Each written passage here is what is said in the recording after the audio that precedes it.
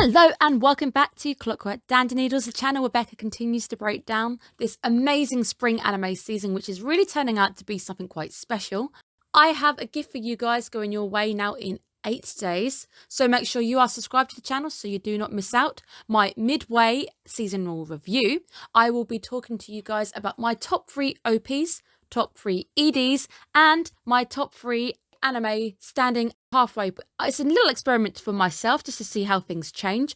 I do predict that the top 3 will change. Animes do happen to drop the ball occasionally. Some animes get better. Some animes continuously perform amazingly and just don't drop the ball. So it's going to be interesting to see what happens. There is, of course, a Discord channel for you guys to get notified whenever videos go up. This should allow you to not miss out on any release going up on the channel. And I am sad to report to you guys mainly that as opposed of last week, Moriarty the Patriot was no longer the most leading video on my channel. Normally you guys actually lead the way. Normally the Moriarty videos are king of my channel releases. Not anymore, guys, and you guys have dropped the ball. I'm very sad. But I will give it to you. You guys still had the most likes on the video. So you got the like, but you lost the viewership. Ironically, it ended up going to Zombieland Saga. Was not expecting it myself. At one point, Vivi overtook you guys too. Vivi ended up overtaking and coming second. Moriarty falling into a solid third place, but you did have the most likes. Going to be interesting to see how this week kind of shapes up. At the moment, Zombieland Saga is in top position, but it is early into the week and I've still got 2 videos to go up. So let's see how it goes. So continue liking and doing your thing, guys, because you guys need to reclaim the crown.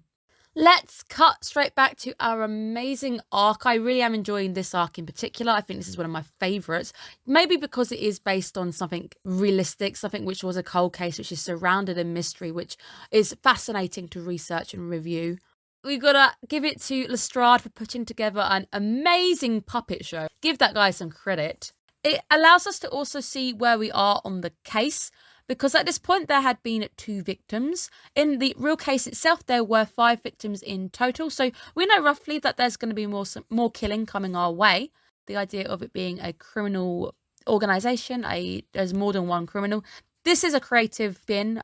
There was no resolution to the original case. However, most people do accept that it is either one person or a female, or there's never really any idea that it could be a collection of people just because of the way that the bodies were found. But this is fiction, so we are allowing them, and I enjoy seeing where they ended up taking it anyway, so it was great fun just to see their spin. But it is really cute, I think, the fact that Lestrade went to such a big effort to put a puppet show together, try and motivate Holmes into taking the case, and then getting a cold no. It's quite sad, so F in the chat for Lestrade this week.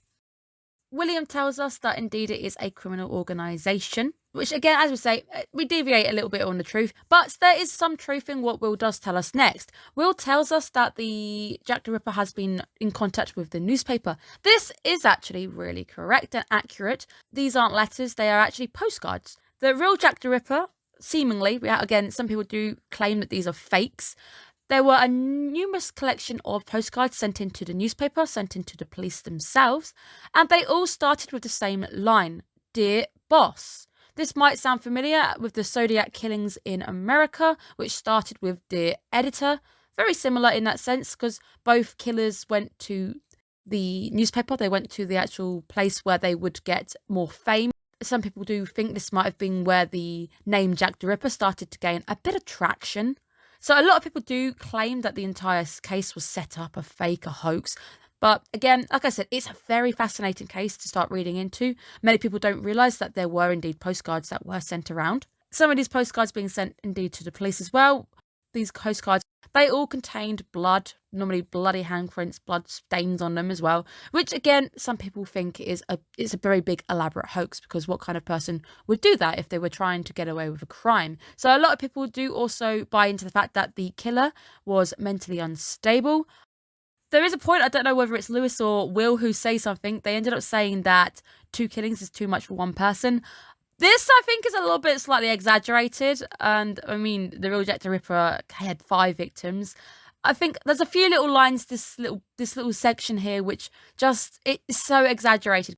William ends up working out what the criminals want. They want a confrontation. They want a riot. They want there to be a clash between the police and the citizens. Somebody essentially is backing another civil revolution, a civil unrest. Perhaps this guy is going to be French. Maybe the French do know about the interference with the French Revolution. Maybe that could be where the story's going. I don't quite know where the story is going on this plot line yet, because we do meet somebody later on who I think is going to further that plot. I'm an anime only, so shh, guys, be quiet. I love you guys to bits. You guys are very good at keeping quiet, not trying to spoil things. But every so often, somebody will drop the ball. Bear with me as I try and put things together. We try and work out these cases hand in hand. I, right now, am Sherlock. You guys are Moriarty. You know the score. I do not. I'm trying to figure it out.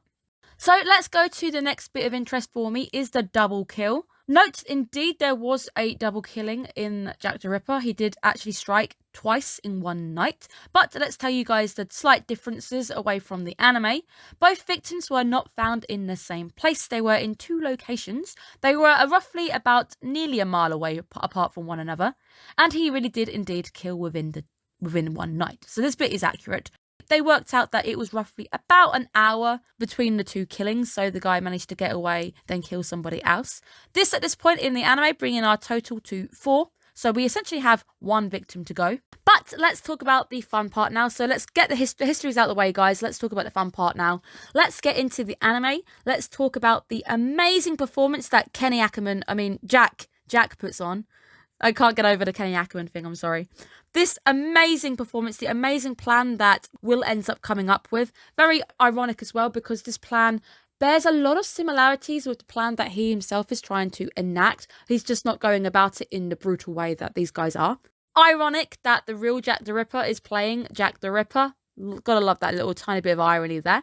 The goal of this performance is to unite the two fronts. So the main villain wants to have a clash, he wants a riot. So what better than trying to unite them? Give them a common enemy to try and rise up against. The police end up instructing the citizens to mobilise, not let him get away, and we see them actually accepting it with no hesitation. It is perfect. I've mentioned this in one of my other videos. A character, an antagonist mainly, they play the villain role just to try and get unity and peace at the end of it. Will orders Fred to get 3 bodies from the morgue, so we have 3 more additional murders on top of the 4 that we see in the anime. That actually brings the total to 7. So in this retelling of the story, we have a slightly higher body count. Will's tall order to Jack: you have to last for roughly an hour at the very least. I like the little banter with Moran saying, oh, I can last 10 minutes. And then Jack, the older gentleman, coming in and going, wait, I can last for about half an hour. I like that. It does seem like there might be a bit of a innuendo going on there, but that could just be me.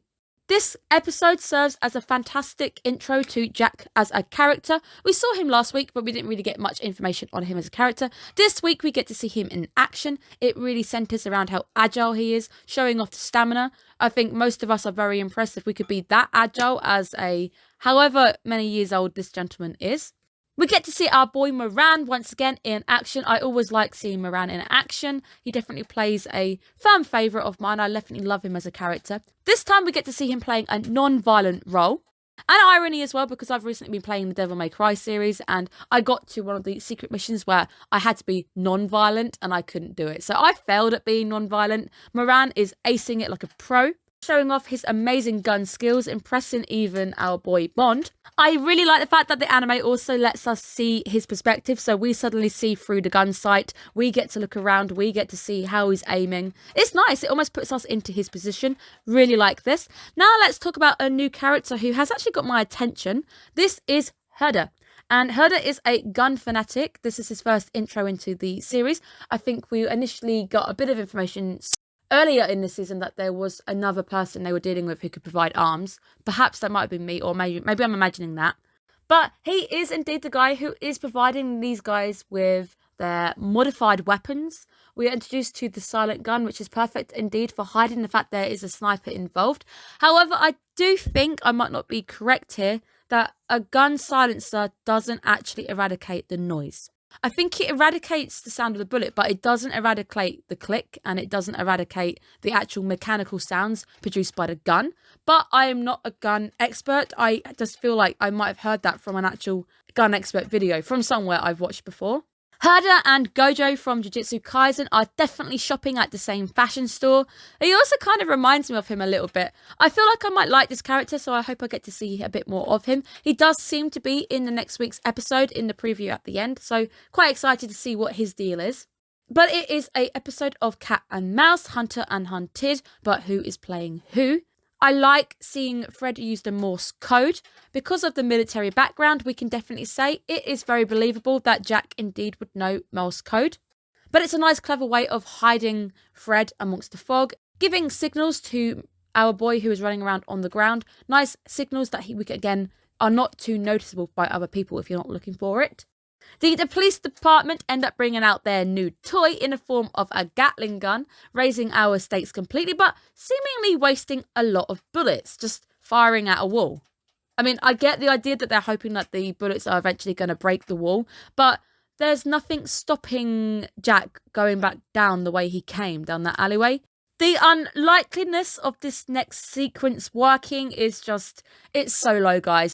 The actual possibility of this next trick, the coin and the shooting the coin, is just ridiculously low. Very unlikely. And also the fact that when our Gatling gun explodes, this could have resulted in death. Williams strictly said no killing, so it is actually remarkable that no one got away from this exploding Gatling gun with no injuries. Fred is cosplay king, hands down. He is forever cosplay king.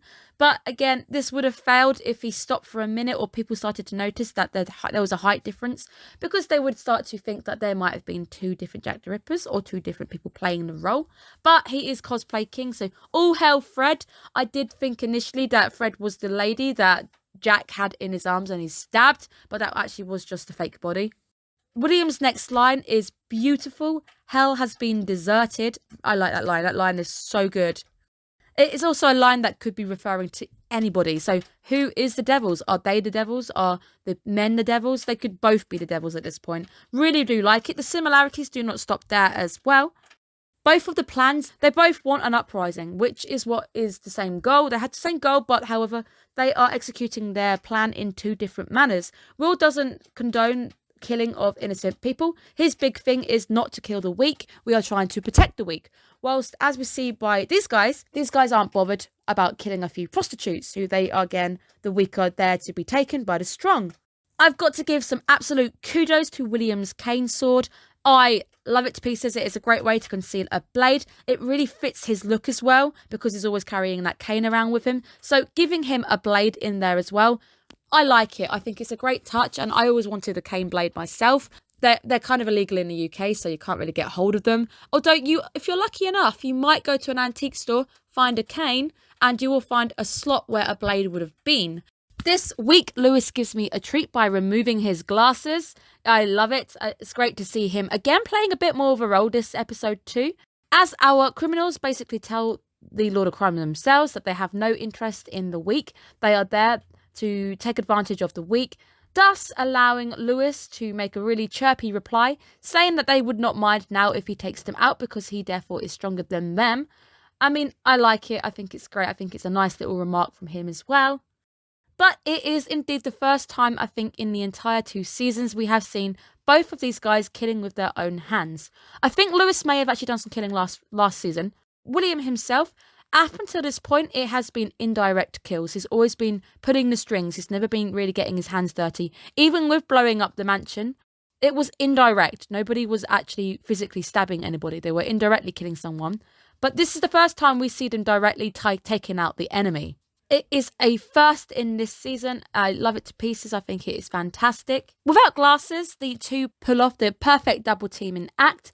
And I think it's fantastic as well. It's great to see these two actually working together. We don't often enough see Lewis working with Will too much, and I think it is great. I do hope we get to see the two working more together in the future, because the two together really do make a great pair. The explosive resolution to the entire case at the end is amazing. I think it was handled great. This I do allow, because there was plenty of time. They did basically give them an hour to do this. Once the explosion occurs, the wrap-up of the case, of course, brings about the full Moriarty the Patriot theme. The theme plays in its grandest, it plays with full strings, it plays at its fullest. It's great, it's a great use of the soundtrack as well. We generally use the soundtrack whenever the Moriartys are available on screen, doing something amazing, or resolving a case and putting in, justice, enacting justice of some kind. The soundtrack is great, and I really do like the Moriarty the Patriot soundtrack. I really do give kudos to the team who worked on the soundtrack. Sherlock's reaction will simply be tested as William decides to leave the bodies for him. He wants to see whether he will adapt a lie or he will tell the truth. I figured he would lie because he wants to hide the fact that Adler is working with the crime king, where we are introduced to our perhaps second antagonist. Well, an antagonist for William at the most. We are introduced to Charles Augustus Milverton. Now, it does sound like a pretty English surname, so maybe the French link isn't quite there, but this is definitely going to be someone I think is going to play a big role this season. He spots William leaving the crime scene, and interestingly enough, he knows all about William. And he knows about the mathematical background, where he says, this is the man I am competing with. So what are you competing for? Are you both trying to enact a revolution? I do believe Charles may have been the man behind Jack the Ripper, and the fact that he is trying to orchestrate a revolution. So both of these men want revolutions, perhaps. We'll be interested to see where this character goes and how much screen time he's going to get. Or is he simply just going to be a character who literally works behind the scenes? Sherlock ends up lying, as I predicted he would. He realises that the mastermind behind the entire case was indeed the crime king. The crime king solved the case and ended up disposing of the real culprits, where we get the Robin Hood analogy. The idea that he steals from the rich, gives to the poor. We end on a picture of our man in the yard getting more and more frustrated, where we get a glance at Moriarty's decoy who is working in the yard. And then we end on a fun sequence. Jack is the permanent new hire. He is going to be the butler for the household, which does actually free up Lewis's schedule a little bit, hopefully making him available for more scenes in the future. I think it would be great if we get to see more scenes of him actually working alongside his brother, because we don't actually often get those two paired up together. I really enjoyed this episode. I think it was a great wrap-up, a great spin on a good old cold case, because that cold case really is something that Sherlock Holmes would want to get involved in. It really is a true mystery, a true crime in the sense. So getting to see it rehashed in Moriarty the Patriot is fantastic. Seeing their spin, seeing the actual person working this one out, not being Sherlock, actually being Moriarty himself. However, it does feel like Sherlock Holmes has been shelved. Because Sherlock can no longer really get involved and he doesn't really want to put Irene Adler at risk because he knows the crime king is looking after her, it does feel like he's no longer really the active role anymore. But obviously, it's not really Sherlock's story. This is Moriarty the Patriot. It's interesting. It'll be interesting to see if that is now the role that he is destined to play, because he is, in a sense, he is now lying to the police, keeping things wrapped up, so he's not exactly being entirely truthful. And we have seen him declining cases. I do feel like he declined the Jack the Ripper case because he felt like the Lord of Crime would actually get involved. So, going to be interesting to see where that little thread goes. But a fantastic episode nonetheless. I had fun. There's a lot of little bits and pieces that I really liked. Things like the cane as well. Really like that little hidden detail. I really can't wait to see where we go now. We are now onto a new story, a new arc. So where are we taking the story and how are our new players going to act? So we've got Jack and we've now got Herder. So going to be interesting to see these new players and what they bring to the stage.